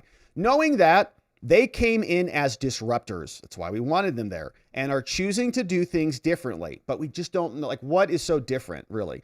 Of course, that's going to receive criticism from the old guard and outside pundits. That's to be expected, okay? What's more surprising here is to see the New York Post's Miranda Devine elevating a dossier of anonymous complaints from current and ex-FBI personnel as some form of gospel. I don't think that's what she did, but just shared it as a newsworthy bit of information that's being sent over to the judiciary committees by a group that has sent prior reports that have actually caused changes. So I don't think it's just gossip. I don't think it's just kind of, I think it's a serious organization. What's more surprising here, they say, here's what they don't tell you. The unconventional approach may get criticism, but the data says it's working. And again, I don't really know what's so unconventional about anything. It seems very conventional. Violent crime arrest, 100% increase. Great. Espionage arrest, 40%. Homicide rate, double-digit drop from 24. Those are all good numbers. It's all great. They've also turned over nearly 40,000 documents to Congress, the most in 9 months. We have new major productions on cases. And so you can criticize the approach, but you can't deny the numbers. And they've been historic with President Trump's leadership. Cash, Dan, and Andrew all know challenging a bureaucracy comes with pushback, but they still choose to do it. And frankly, that's what the voters demanded. That's exactly right. We did. We do want progress. And although we're harsh, and a little bit aggressive with Dan and Cash, it's out of love. It's because we're on the same team. We want them to perform well. And we want to make sure that the agencies are on the trajectory towards reform. Because if we fast forward 4 years and it's still filled with TDS, it's still filled with demoralized people who sit around and gossip around the water cooler at the FBI talking about how much they hate Republicans and Trump and make fun of the director and all those things, then the agency's just going to revert back to how it was. And it's all for naught. So we're appreciative that they did release this report so we can at least identify the TDS that is rampant within the Bureau and the agency. But here was Cash talking about some of this, and he was on with the Epoch Times, who asked him about his plane, asked him about Alexis Wilkins, his partner. And I do think that as we read in the report, you can see a little bit of energy in the conversation that's happening here. As soon as these questions come up, Cash kind of chest starts to puff up a little bit. The breathing starts to come in because this is a point of contention, no doubt about it. And we're waiting to see if Cash can make this go away or if it's going to continue to compound and snowball down the mountain and get bigger and bigger with every roll. I want to give you the opportunity to set the record straight on a couple of things that have been in the media a lot. And one of them is, the allegation is there was too much of an effort in terms of the security detail, like an overprotection of your partner, Alexis Wilkins. How do you think about this reporting and these allegations? Well, first of all, thank you for letting me address that. I think it's disgusting that an agency head has to even address the fact that their partner's life is continuously being threatened. We treat my partner like any agency head treats their partner, with the authorities that are in place already, following all the rules and regulations. And when any individual across any agency head and their respective spouse or partner has a threat to their life, we come in hard. And unfortunately, there are multiple threats against Alexis's life that have caused us to properly secure her safety. And that is done independently by career FBI agents. I don't have any part in that. They make those decisions. They are the ones doing the security backgrounds and security analysis. And the people on social media using it to generate clicks and trash are jeopardizing the safety of her and other great Americans, and we are going to protect them every step of the way. We are not doing anything any agency head has not done before us. Mm-hmm. What the second question that has been out there quite a bit? Do they protect their partners or their wives? Like, is that a distinction without a difference, or does that matter? I'd be curious, because I think Christopher Wray and James Comey were both married, so protecting their wives makes sense. And of course, we don't want death threats against anybody.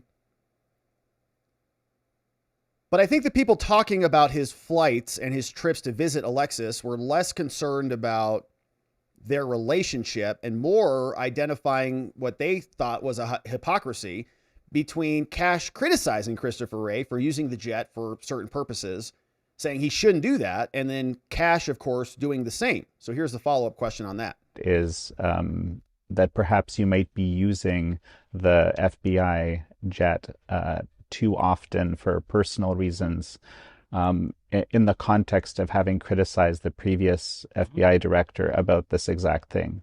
What are your thoughts on that? Simple. We put out the flight information for the American public. No other director did. We put it all out. I'm using the plane less than my prior two predecessors, the FBI plane.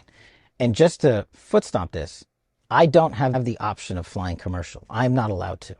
That is not a choice that is given to me. The U.S. government has said the FBI director, not just me, any of them, cannot use commercial air. On top of that, Jan. Yeah, I think the issue, though, is that you weren't giving Christopher Wray the same benefit of the doubt on that. Like, he couldn't go fly commercial, and you said he's using his flight alarm. So that's why people are just saying, hey, we're just trying to hold you to the same standard.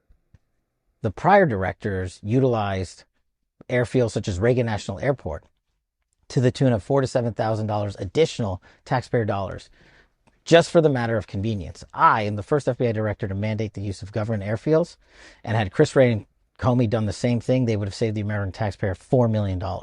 So I'm the only one instituting economic and financial reform around that, and also using it sparingly, the FBI jet when I need to. But yes, am I going to continue to have a personal life just like every other agency head? Absolutely. We make a great sacrifice to be in these positions, and we are allowed to have some form of personal life. No, you're not, Cash. We own you. All right, just kidding. So, of course, he's allowed to have a personal life. People are just asking questions about the standards that he was talking about before he came into the position. So, FBI report comes out. You can be the judge of whether it's credible or not, or what to take away from it. Ultimately, I like to look inside these things just so we can see what's going on in the FBI agent's mind. It's a strange place in there, not a place you want to spend too much time. But by reading through their reports and all their like little pen pal letters that they send back to each other, we can get an idea of just how bad it is to be an FBI agent. And many of them are demoralized, and they just can't take it because Cash Patel's in charge now. So, of course, we're early in the game. We want the FBI and Dan and Cash to do well, and the agency to be reformed and to be a functional part of our governance. And hopefully, these details help course corrections where they are necessary and help to resolve some of the problems in some of these FBI agents who are so upset with their work. It's so hard to come in, and they have countdown timers until the clock expires. They can leave the agency, and we can continue to reform it accordingly. We're going to keep our eye on this one, my friends. Thank you for subscribing and joining as we do. All right. Well, we've got 2 more segments to get to today, and let's get right to it because we got some Alina Habba in the house. And let's do a refresh on this and see what is happening here. Any news? No. Doesn't look like it. A Trump U.S. attorney called Alina Habba, now disqualified. A court of appeals came back down and said she's not a valid prosecutor, not a real girl. And we're going to go through and see what they came down with on this one, because the next stop is going to be the Supreme Court of the United States if they ultimately intend to pursue this legal battle. Now, we've been asking ourselves about another disqualified U.S. attorney called Lindsey Halagan, and her disqualification resulted in the dismissal of the James Comey case back on November 24th, 2025, because the appointments clause, they said, was not followed. According to the Constitution, Lindsey Halagan needed to go, Comey's case gone, Letitia James's case gone. Now, we've been asking ourselves, what is the DOJ's strategy going to be on this? Are they going to appeal this? Are they going to just allow this one to lie? Appoint a new special attorney, not a special counsel, a special attorney, and re-indict James Comey, re-indict Letitia James? Don't know. But we haven't seen anything yet. The DOJ has not given us an update. This is the Comey docket. No notice of appeal, no filings on this one. And same thing's happening with Alina Habba. Haven't seen any updates from her or from the DOJ in the aftermath of this news. Of course, prayers up for Sarah Beckstrom, who was shot and killed by a foreigner in our country. But the Third Circuit now disqualified Alina Habba. And here's what they said in their decision, hitting the highlights. It's from the Third Circuit Court of Appeals. They tell us, all right, the U.S. attorney's offices, where these prosecutors live, are some of the most critical agencies in the federal government. They play an important role, and U.S. attorneys are the leading officers in each seat. Now, where a vacancy exists in one of these seats, Congress has shown a strong preference that an acting officer be put in to lead. Now, it's apparent that the current administration has been frustrated by some of the barriers to getting their people installed. Alina Habba has been hit hard by the Democrat senators, right? The blue slip. Blue senators apparently have to sign off on your nominees for districts in their states, and Chuck Grassley has been indulging in them. So Congress has crafted various means through which agency authority is exercised absent a Senate-confirmed officer. So Alina Habba, not approved by the Senate because the blue senators won't allow her to come to a vote. They say, when a presidentially appointed and Senate-confirmed officer resigns, the generally applicable Federal Vacancies Reform Act authorizes certain people to perform in an acting capacity. Other statutes say, well, some of this can be limited and more. And so now we need to consider, is Alina Habba a lawfully acting U.S. attorney under the rules? They say no, she's not, and that their cases should ultimately be dismissed. The government appeals, we affirm, and say Alina is invalid. Now, the Constitution requires that officers of the United States be nominated and confirmed by the Senate. Congress has required the appointment of U.S. attorneys, and there are rules about how all this works. They're giving us a long list of how the rules work. Let's just fast forward to the application of the case. On January 8, 2025, the presidentially appointed and Senate-confirmed U.S. attorney for Biden resigned, named Selinger. Then another attorney came in, automatically assumed the functions. Then on March 3rd, Trump came in, and Bondi appointed someone else called Giordano. Then 3 weeks later, he's out. Alina Habba comes in. The Senate never acted on the nomination, and she's been in place since. Then we had a 120-day deadline approaching. And they said here, she's now no longer valid under 120 days. They booted her. They appointed somebody else. Then they fired that person and put her back in charge, ultimately. As a result of these moves, the government says now she is the acting attorney. Okay, she was interim. Then the 120 days expire. Somebody else moved up into interim. Then they got rid of that person, and then she became the acting attorney. So the labels changed a bunch of times. Then we had a criminal trial coming through. This guy called Julian Gerard, he got indicted on a bunch of crimes, and Alina Habba is prosecuting him. The district court ruled on August 1 that, no, you don't get these things, your indictments dismissed. Then on August 21, the district court issued an opinion and denied the motion to dismiss. Now this appeal has happened, and here we are. So we need to review to determine whether Alina Habba is valid or not. In considering the claim, we have to answer a lot of questions, and we have to interpret the rules. The government claims that Habba became an acting U.S. attorney, and said we could put her in here through operation of these rules and these laws. Lots of technical stuff. The government says that it doesn't require that a first assistant is an incumbent at the time the vacancy arises, and so she can't really slot into that spot. The judge says, well, this is contrary to the textual evidence, saying these other portions of the statutes explain differently. Very technical decision here, so we're fast forwarding through a lot of it about how the statute is interpreted. The government also argues that certain things are triggered in certain instances, and finally argues that this is congressional intent, is to allow the executive branch to appoint the people that they want. But the judge is going to come back through here, and this decision is less interesting than I thought it was going to be.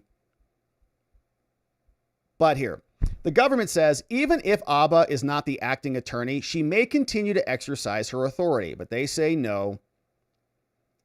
Pam Bondi appointed Habba as a special attorney pursuant to 515, which is, I think, probably a strategy that they're going to try in the Eastern District of Virginia. They say it was validly delegated, but we think this is unavailing. And all right, this decision is not that interesting at all. Let's see, continuing to fast forward to see if we get a conclusion. Alina, not the acting attorney, because Habba was nominated for the vacant U.S. attorney position. This prevents her from being the acting U.S. attorney. And so they're going to affirm the disqualification order, and Alina Habba, I'm sure, will be appealing this. Now, the blue senators who booted her out say that today's unanimous court ruling shows that she's been acting unlawfully as the district attorney. And of course, the Democrats came out. They got a statement out on this very quickly. No statement from Alina Habba, no statement from the DOJ spokespeople explaining what they're going to do about this, if anything. And let's see if we have a statement from Pam Bondi on this. But no, we do not. So November 28th. So still no idea what they're doing about the Comey case and the Halagan disqualification. Still no idea what they're doing about charging the man who shot and killed a National Guards member. And still no decision about what's happening with Alina Habba. But the Third Circuit booted her off there, just saying she was basically elevated from a position that cannot be elevated into her current seat. And so everything that she's touched is invalid. So we've got multiple U.S. attorneys who are now being rejected by judges all across the country. Alina Habba now joins Lindsey Halagan. Still no idea what the DOJ is going to do in response to any of this, but we'll keep our eye out for updates on this one. And now, my friends, one final update on the day, and then we'll hear from you. But from Fox News, here is this story. Tim Walz in big trouble. Hundreds of Minnesota employees now coming out and accusing Tim Walz of ignoring warnings about fraud, massive fraud, hundreds of millions of dollars. And they say he is 100% responsible for this. And Tim is apparently okay with some of the slings and arrows that are being thrown his way. But a lot is breaking on this story. And here you can see even the Minnesota House Republicans are saying, today, finally, the New York Times is reporting to the rest of the country what everybody in Minnesota has already known. Fraud exploding to epic levels all over the place, and a lot of it, the Somalians. For years, whistleblowers were ignored, basic accountability and oversight nowhere to be found, and so we've had the worst fraud epidemic in the country. Now, finally, the rest of us can see it. And so, two stories here, one from Fox saying 400 current staff members say that the governor systematically retaliated against the whistleblowers. So if you watch this fraud happening and you said anything about it, Tim Walz, who almost was the vice president of this country, not almost, but he was facilitating it, saying that 400 people accused him of failing to act on any of this. They say Tim Walz 100% responsible for the massive fraud in Minnesota. We let him know about this, but he systematically retaliated against all of us. He monitored us. He repressed us. He discredited all of our fraud reports and more. Now, the Justice Department announced new charges last week against the 78th defendant. They stole more than $250 million in stolen funds. And this started back in 2022 when Biden was in there. Just adding defendants, $250 million, all going into the Somalians. We have to feed our future, feeding our future for the invaders. Got it. Not the children. But New York Times dropped this expose, and Tim Walz also caught, according to Dustin Grage, of getting a bunch of money from these fraudsters. $11,900 in campaign cash from one of their lawyers. And of course, when it came time for Tim Walz to go and investigate these organizations, he wouldn't subpoena their records. No, because he wanted the money. And he wanted the votes, obviously. So here is the report from the New York Times. How fraud swamped Minnesota's system right on Tim Walz's watch. They say the Somalis, a group with growing political power, was largely responsible. Trump responding to a lot of this as well. But this has been staggering in its scale and brazenness. From the Times, federal prosecutors charged dozens of people with felonies for stealing a bunch of money. At first, many in the state saw this as just a one-off, just a couple of bad Somalis. But over the past 5 years, law enforcement officials say fraud took root. Millions of dollars. Now, 59 people have been convicted in those schemes, and more than $1 billion in taxpayer dollars have been stolen in 3 plots. $1 billion with a B. That's more than Minnesota spends annually to run its DOC. Now, this fraud stood out even in the context of rampant theft during the pandemic, and outrage is now burgeoning in Minnesota. In recent days, Trump called this out. He said Minnesota is a hub of fraud. And many Somalians say the fraud has damaged their reputation. Yeah. And around 80,000 people at the moment. Well, they can go complain to Ilhan. Debate over the fraud has opened new rifts between the Somali community and other Minnesotans, and has left some Somali Americans saying, we're unfairly facing a new layer of suspicion. Oh, no. They're so suspicious. Why don't you go back to Somalia? People will be less suspicious there. Walz has instituted new fraud prevention safeguards. He defended himself. But this is raising even more questions. No one will support these programs if they're riddled with fraud. We're using our way of life in Minnesota for the Somalians. The first public sign of a major problem was in 22. Garland came out. They focused on a Minneapolis nonprofit organization called Feeding Our Future. Partnered with dozens of feeding sites. State agencies reimbursed the group and its partners for invoices, but they weren't feeding anybody. Most of the meals were non-existent. They bought luxury cars, houses, even real estate projects. Behind the scenes, as investigators sifted through a bunch of this, they found other plots. Hundreds of providers were reimbursed for assistance that they claimed, but no services were provided at all. The annual cost of these services was $104 million in 1 year. $104 million 1 year, the authority said. From a budgeted projection of $2.6 million when it began in 20. 2 of 8 people charged have pleaded guilty, 6 others not guilty. Others awaiting trial. But in another program, they were going to provide therapy to autistic kids. Yeah, unfortunately, no services to autistic kids. $14 million in fraud there. Another person called Ryan, the lawyer for Miss Hassan, said his client had entered into social services and then began to submit fraudulent invoices. Miss Hassan is of Somali ancestry. Oh, as are all but 8 of the 86 people charged in this scam. Somalis. Mr. Pakia also has represented other people. Said, well, nobody was doing anything. It was like someone was stealing money from the cooking jar and they just kept refilling it. Our stupid government. And then they would just give the money back to the politicians. Red flags in the meals program surfaced in the early months of the pandemic, but the money just kept flowing, baby. In 2020, the Department of Education officials who administered the program became overwhelmed by the number of applicants seeking to register new feeding sites. All these new companies coming in, needing more money. They said, this is weird. So then Feeding Our Future responded with a warning. In an email, they told the state agency that failing to promptly approve new applicants, wow. They screamed at the government. They said, if you don't approve these minority-owned businesses, we're going to sue you for racism if you don't give us your money. Then they sued the agency, okay, these Somalis, which continued reimbursing claims and approving new sites in the months that followed. A report came out saying that the state was just handing them money. This Somali American, who is formerly working as a fraud investigator, they were reluctant to take steps because the Somalis would call them racist, obviously. So like, well, they're stealing $1 billion.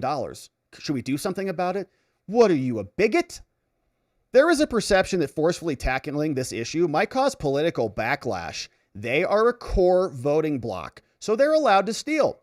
As a trial in the Meals fraud case was coming to a close, an attempt to bribe a juror also got caught. And Thompson, as a career prosecutor, said this is outrageous. This is a huge part of the problem. Allegations of racism can destroy your whole career. So Tim Walz didn't want to be called a racist, and you need the Somalis to vote for you. So they began shutting down some fraud, and now some people are being charged. One second, buddy. Are being charged. Dozens came into a Somali mall in Minneapolis. Faith leaders decried Trump's statements, and Trump came out swinging against them.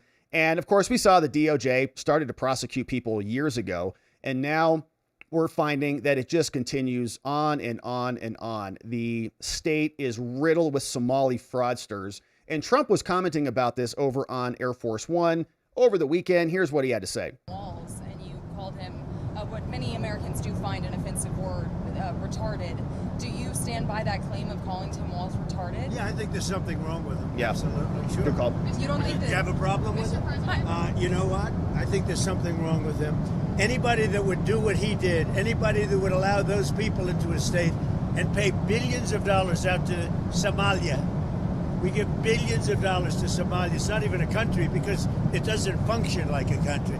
It's got a name, but it doesn't function like a country. Yeah, there's something wrong with Walz. Yeah, something's definitely wrong with him. And the president was not calling Tim Walz retarded because he is retarded. He was calling him retarded because he was acting retarded. So I think it's allowed. According to, I think that was Michael Scott in The Office who said that that was appropriate. So that's the rule, and Trump's just following it. Meanwhile, Tim Walz says, it's okay. I don't mind being called that because I know that's what I am. Look, Donald Trump insulting me is a badge of honor for me, but I think we all know, as both as an educator for a couple decades and as a parent, using that term is just so damaging. It's hurtful. We have fought 3 decades to get this out of our schools. Kids know better than to use it. But look, this is what Donald Trump has done. He's normalized this type of hateful behavior and this type of language. And mainly, look, at first, I think it's just because he's not a good human being. But secondly, to distract from his incompetency. We know we just came through a Thanksgiving where prices are up. We know people are concerned about heating their homes as we're experiencing blizzards out here at the same time. Well, maybe they could afford it if the Somalians didn't take $100 million or $1 billion out of your budget. Retard. All right, so that's Tim Walz. Sorry, I had to do it. Here's more coming out from Caroline Levitt. She said, yeah, he is a dumb person. Here is Caroline from the press briefing today talking about Tim Walz. About how Somali immigrants in Minnesota have been ripping off American taxpayers. In fact, 86 people have been charged in a rampant and widespread fraud scheme spanning multiple programs in Minnesota. Of those 86, 78 of those people are Somali, 91% of them charged. So far, 59 of those people have been convicted for their roles in fraud plots that have stolen $1 billion from taxpayers. In one scheme, and this is egregious, a nonprofit and its affiliates with these Somali migrants claimed to have fed tens of thousands of American children during the pandemic. They were reimbursed for those meals by taxpayers. However, federal prosecutors found that almost all of those meals were never even delivered to hungry children. In fact, those organizations' leaders spent the money on houses, luxury cars, and real estate in Turkey and Kenya. About how in Kenya, they took our money from America to Kenya and went over there. Well, I don't care where they stay. Pick an African country. It can be Somalia or whatever, or Kenya. I don't care. But they can go back over there. They can steal from their own people. They don't need to come here and steal from our people to the tune of $1 billion. So Tim Walz might even be complicit in that. Maybe he'll be indicted along with the rest of them. We'll keep our eye on this one, my friends. Thank you for subscribing and joining as we do. All right, my friends, what a beautiful day it has been. Thank you for being here and for joining us on the day. I saw some great donos came in here. That's amazing. Thank you for sending those in. And we're going to say what's up to you, my friends. And then I'm running this pup right out the door again because he's looking at me again. Like, what is going on with my stomach is what he's saying. And we had, I know what happened. Okay, so we had my mom up, and Mom and Greg, they've got two puppies. They've got Bella and Rocco, two big golden doodles. So they brought their food up there, and Axel thought that he was like a party animal. And so he was like eating their food. Yeah, we're talking about you. And now his stomach's all messed up. That's what you get for partying with your friends all weekend. We said don't eat it. We kept it, but he would sneak in there and he'd take a couple little bits. And so now he's paying the price. Hopefully none of you out there are in his boat, but that's what's going on. Hey, welcome all. He's like, stop talking about me. Take me out. Welcome all watchers. What a beautiful airplane. Welcome. Happy Monday. Happy Monday. He's looking at me. Hey, the Rubos are here. We lift up Andrew in prayer. Man, prayers up for Andrew. We pray for God, the healer, to restore Andrew to health and heal him of every wound. According to, for I will restore health to you and heal you of your wounds, says the Lord. Jeremiah 30:17. Behold, I am the Lord, the God of all flesh. Is there anything too hard for me? Question. Jeremiah 32:27. There's Jesus. And a beautiful lion. Amen to that. Thank you to the Rubos over at rubosaltshop.com, the best salt you've ever seen. Hey, speaking of this one, speaking of these pups, you're lucky for fast go potty sessions. Mine will just stare at me like, yeah, well, we'll get there when we get there. He knew that we were on the clock. He's like, we were racing up the stairs and like out the door. And he's like, bah. I'm like, go potty now. He's like, okay, I'll go. I'm sorry. I'm like, go. Just kidding. We're not like the other liberal live streamers who are shocking their animals on live streams. Handsome pups right there. And generally, we don't like to rush it. Then, generally we go outside, we throw the ball for a little while. And then he's like, all right, now I'm ready. But we didn't have the time today. So shout out to your two pups. I got to run him out here in a minute. Hey, look at this. That looks like that one video game that I never played, but look cool. Dark Rogue, what's up? I'm sad to say that the FBI is beyond repair. It certainly feels like that. It's been destroyed from the core out and become a political battlefield as an agency. It needs to be rebuilt like the $6 million FBI. Stronger, faster, better. Dark Rogue, thank you for the nice dono and for the cool emoji, man. Super cool. All right. Hey, one old guy is here. Says MAGA needs to read this before you think firing an agent is that easy for conservative presidents, FBI director or deputy director. Research the J6ers were not employed as FBI agents.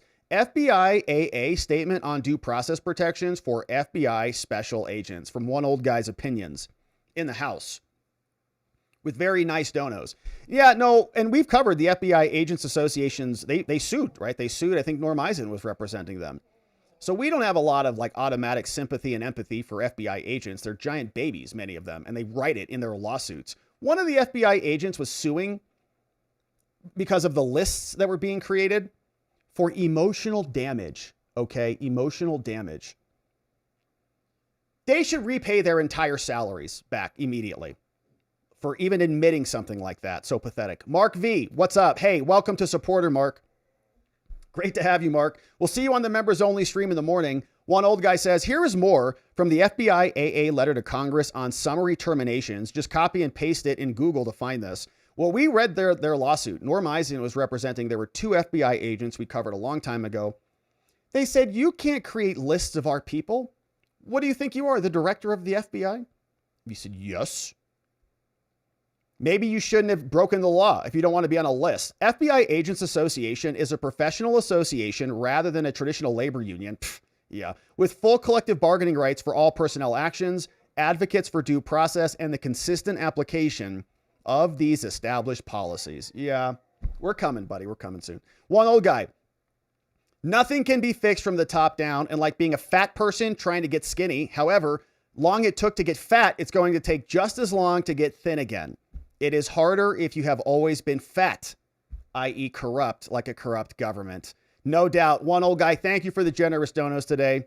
We appreciate him. Rick D. Reports are emerging, that Andrew Wolf, Sergeant Andrew Wolf, is awake and responding to the doctors and nurses. He gave a thumb up and wiggled his toes, man. Keep praying. Rick D., thanks for that one, my man. Hey, Lilu Dallas, Multipla is here. Lilu, I am so tired of all these whiny, weenie government employees. They need to join the reality of today and the working environment of all us other lackeys. Then that goes for Congress as well. You're fired. I know, it's like these government employees get managed for like 2 minutes and they like have to like write a dissertation about how oppressed they are in the government. B.H. Williams, what's funny is I know a couple of FBI and both of them had reactions that could be described as pleasantly surprised. Still a long way to go, but net positive. That's awesome, man. B.H. Williams. Yeah, that's awesome. Yeah, good stuff. Hopefully it is trending in the right direction. Off-Label Podcast says, in a stream from the Associated Press, waiting for Hakeem Jeffries' press conference, a hot mic can be overheard saying Democrats plan another shutdown over abortion. Not good. Mark V. Disband the FBI, merge them back into the Marshals. Good to have you. Sev Russ is here. A pride flag in your... Can you guys hear him? A pride flag in your cubicle is not for pride, but for seeking out others for crossing. Take it down and do your job. Sev Russ, thank you for that. Sarcasmo, FBI agents are worried. Otherwise, they wouldn't be bothered by Cash's requests. One old guy says, that retired FBI agent talking trash sounds highly British. Cigarette or a big stack of British sticks. Sharpie guy, what's up? Honestly, Rob, after learning about Cash's foray into his girlfriend's event and his reaction to whoever it was talking trash about her, pretty much sums him up, in my opinion, from Sharpie guy. Rick D, local cops should be handling most of it. Whatever happened to the rule that crime must cross state lines for the feds to be involved? Well, they just wanted power. Former, sadly, it appears that the FBI is mainly composed of serial sniffers of themselves. This old guy says the FBI needs to run like a military unit. No more touchy-feely polls and questionnaires. This is exactly what is wrong with all the deep state. Hey, Just Me says, okay, chat, after the show, it is time to find the alliances and their reports. Let's see how honest they really were. Hey, Rubo Salt Shop has a Cyber Monday deal. Go to rubosaltshop.com, 35% off everything in the store. Use code CM35 at checkout and save, baby. One old guy. Hey, Rep's bunch of low-T British cigarettes. Dems go all in no matter how much evil or science fiction the fight is based on, and they win because they don't back down. The left cries, the right subsides. Rick D says, oh, Rob, just an FYI, I jumped out of an airplane 3 times between the morning show and the evening show, from Rick D. 3 jumps out of an airplane. Wild. With a knee on the mend. Rub some dirt on it. Says FBI agents in the report talking about emotional damage. Emotional damage over there. Good stuff. And my friends, thanks for sending those in. Sorry we skidded through those so quickly. This boy, I don't know if you can hear him or not, but he is like, bro, I'm about to explode. So we're about to take him out. My friends, on locals, we had this other report from Sadie sharing this one about a Mexican drug kingpin, El Chapo. Spud says, Axel the dog is even better than Axl Rose. He's singing louder than him right now. Tobo says, the only people that have experience as director of the FBI are Comey and Ray. I'm pretty darn sure we don't want them back or anyone that they trusted. How many X-posts does Cash make per day? Not a lot. Turbo says, hey, Rob, does Alexis drive a Lexus? Doesn't she kind of have to? She doesn't, but maybe she should. How many posts does Dan Bongino make per day? Not a lot. And more from Grok and from Tobo says maybe 5,000 people have resigned, which is a big number. Yeah, which is a big number. Tobo, thank you for that. Londo sharing some FDA links. The Veil says, I want to know the reason the FBI allowed Kirk to be assassinated. Is it, well, I don't think that they allowed him to be assassinated. Hopefully that's not the case, but we'll see. This one being shared from The Veil and Ian Carroll. Thank you, The Veil. And Amy Ann says, I recently heard the national IQ for Somalis is something like 78. No wonder most of them don't understand anything. I don't know if that's true or not. What is the IQ in Somalia? What is the IQ in Somalia? Who the heck knows? But all right. Yeah. So I got to run him out. Don't end up like Viva. She just pooped on me. She's like doing laps back and forth. Like he's really got to go. All right. So we're going to take him out, my friends. Thanks for understanding the dog doo-doo dance that he's engaged on today. Hopefully there's no surprises when I get out of there today. But we'll pause here for the evening. Adesia, run, Rob, run. I know, we're about to. So we're going to leave it here. Of course, we're coming back tomorrow. We're going to have a great week of streams ahead, and we cannot wait to get into it. So we'll pause here, my friends. And Membos, we'll be back in the morning to get into it then. Until we're back here, big thanks to our mods and meme smiths. Of course, we got Donut Mind Me, John in the house, Muffin Rando, Neuro D, Just Rhonda, Geegum in the house, Janek, Dog Digger, Elliot, and Geegum, all modding the fort down with K-Bean and Carrie B modding the fort down for us, keeping things oh so nice and beautiful and orderly around here. But we'll pause here for the evening, my friends. We'll come back in the morning. We'll get into it again. And in order to do that appropriately, we are going to need to see you right back here so that together with your help, there he is, we can shine that big, beautiful spotlight of accountability and transparency down upon our system with the hope of finding justice. Make it a beautiful night, my friends. Sleep very well. We'll see you right back here tomorrow. Bye-bye.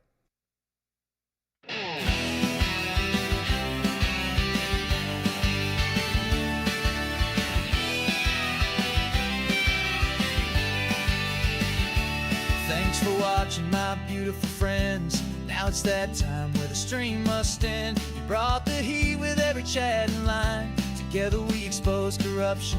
One more time we dove in the truth where the media hides. Lit up the lies with receipts on all sides. The fight isn't over, but we made them sweat. We ain't done yet, no, not just yet.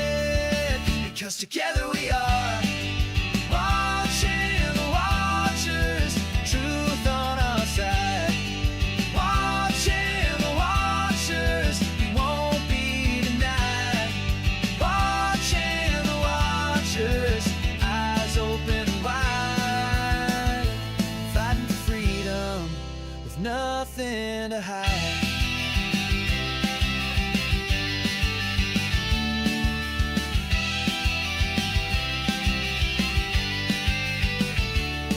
Drop a like and don't forget to share. And bring a friend who's ready to care. Tomorrow's lies are just today's news, but here we see through the scripted ruse. Together we are watching the watchers, shining the light. Watching the watchers, defending what's right.